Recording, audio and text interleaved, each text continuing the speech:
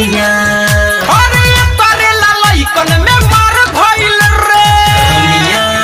रे रनिया तुम्हारे पराठरा के पार भइल रे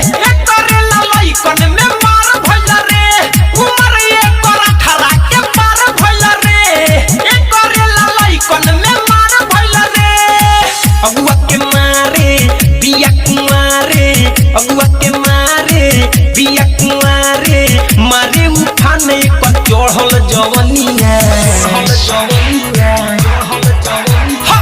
कौन बनाई भाई रनिया के कनिया कौन बनाई रनिया के दुल्हनिया कौन बनाएगा रनिया को कनिया कौन बनाई भाई रनिया के कनिया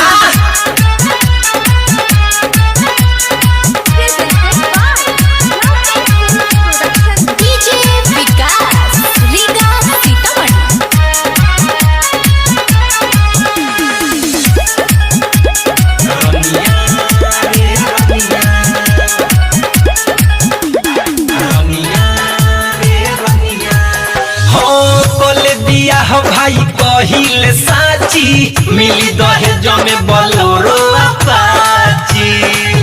अरे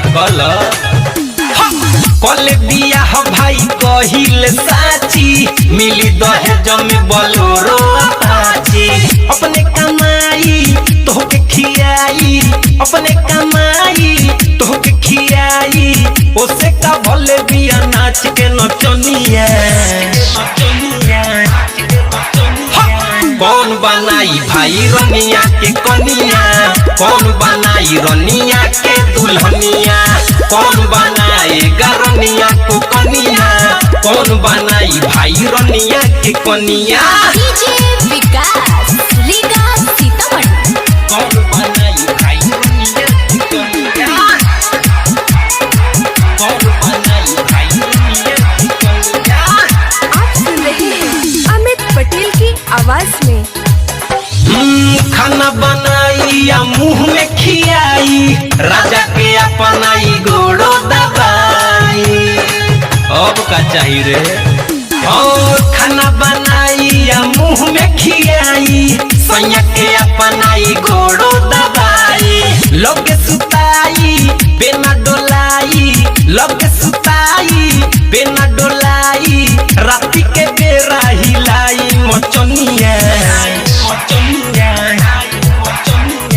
कौन बनाई भाई रनिया के कनिया कौन बनाई रनिया के दुल्हनिया कौन बनाएगा रनिया को कनिया कौन बनाई भाई रनिया के कनिया तुम्हारे पराठरा के पार भइल रे तारे लालाई कन में मार भइल रे तुम्हारे पराठरा के पार भइल रे तारे लालाई कन में मार भइल रे